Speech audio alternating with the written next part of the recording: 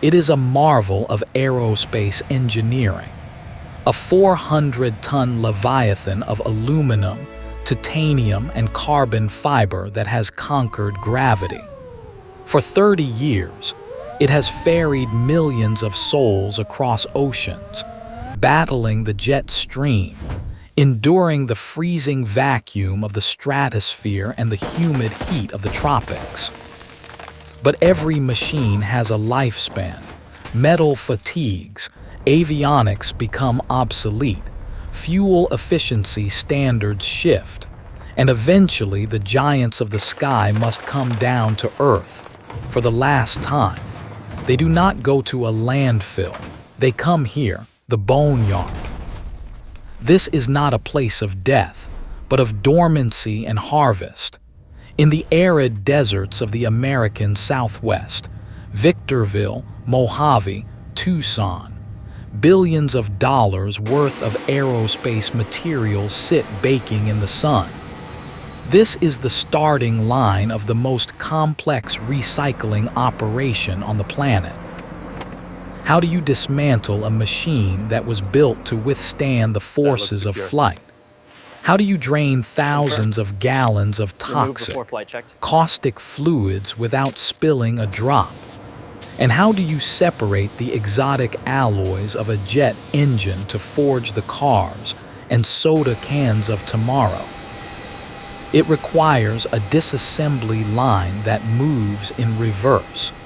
It demands heavy machinery capable of ripping high-grade alloys apart, and a chemical understanding of metallurgy that turns scrap into liquid silver. From the final touchdown to the smelter's crucible, this is the mega process of recycling a giant jet. Our journey begins at the end. A Boeing 747-400, the queen of the skies, banks over the California desert. This is a ferry flight. There are no passengers, no flight attendants, just the pilots delivering the vessel to its final resting place. The location is chosen for specific geological reasons.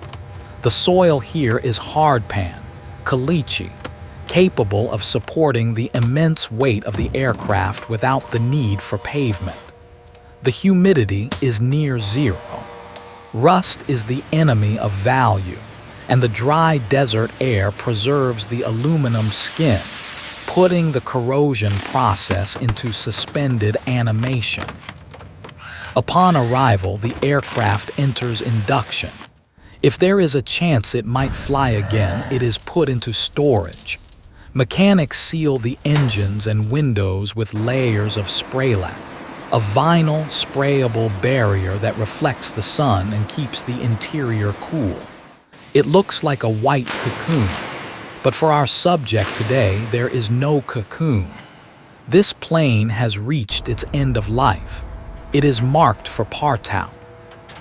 Before a single bolt can be removed, the beast must be bled. An airplane is a vessel of fluids, many of them highly toxic, carcinogenic, and flammable. The depollution phase is critical. First, the fuel. A 747 can hold over 57,000 gallons of jet even empty. Thousands of gallons remain in the sumps. Giant tanker trucks suck the tanks dry. This fuel is filtered and often resold for industrial heating or blended for other uses. Next, the hydraulics. Aircraft use a specialized hydraulic fluid called Skydrol. It is fire-resistant, purple, and incredibly caustic. If it touches human skin, it burns. If it missed into the eyes, it causes temporary blindness. Workers use specialized vacuum systems to purge the lines, landing gear struts, and actuators. Finally, the potable water and the lavatory waste, the blue juice, are drained. The antifreeze systems in the water lines are flushed. The aircraft is now a dry husk. It is safe to dismantle. The dismantling process is an economic calculation. The value of a dead airplane lies in its parts, not its scrap metal. The first team to enter is the avionics crew. They are hunting for the brain. The flight computers, the radar systems, the gyroscopes. These components are packed with gold, silver, and platinum connectors. A single flight management computer can be refurbished and sold for tens of thousands of dollars to keep other planes flying. Next, the interior is stripped. The seats, galleys, and toilets are removed. Most of this is made of fire-retardant plastics and composites. Unfortunately, much of the interior is difficult to recycle due to the chemical treatments, but the copper wiring hidden behind the panels is a prize worth chasing. Miles of insulated copper cable are ripped from the skeleton. Then the crown jewels are removed. The engines.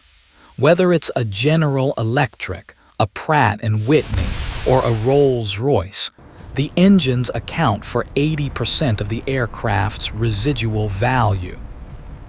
These power plants are masterpieces of metallurgy.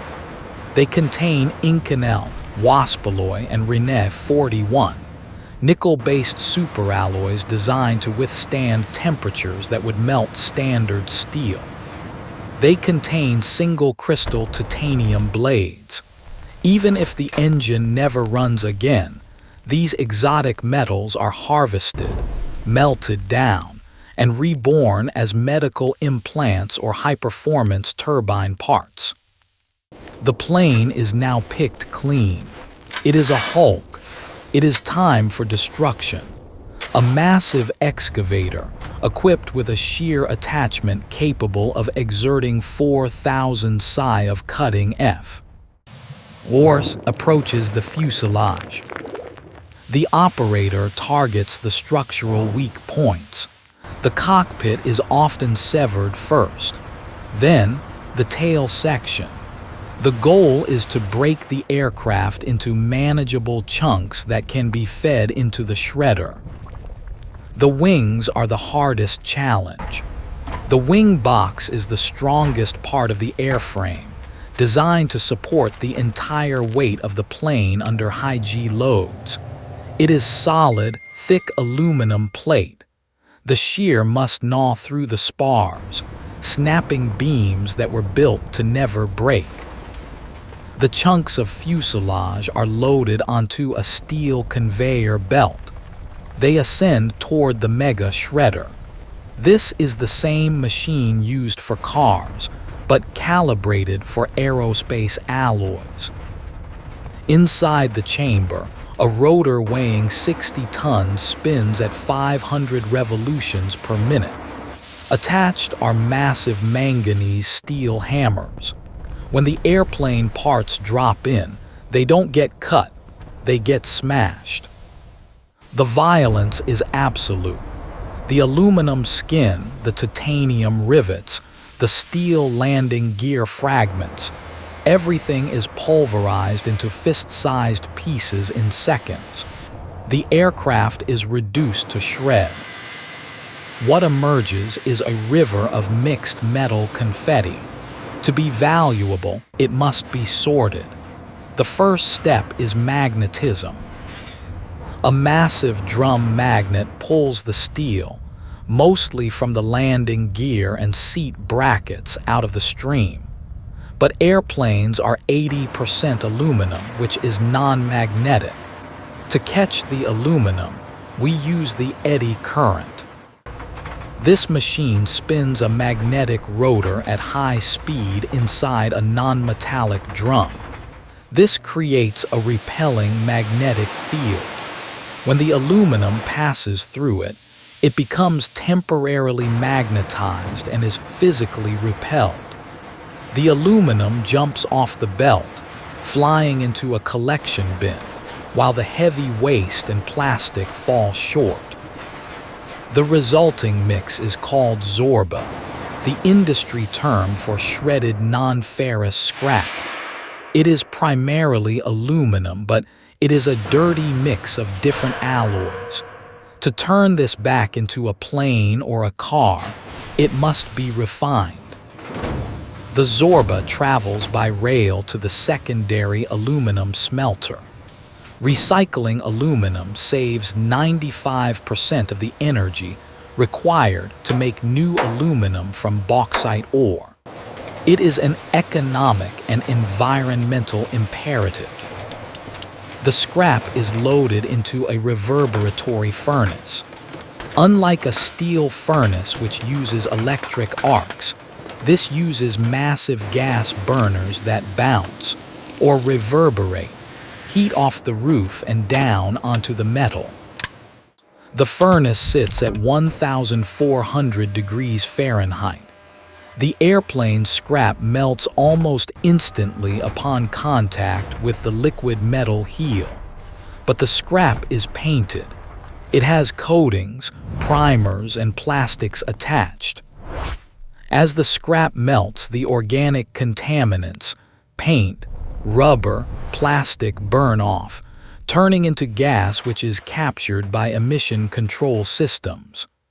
The solids that don't melt, like steel rivets or titanium bolts, sink to the bottom. The aluminum is now liquid, but it is dirty.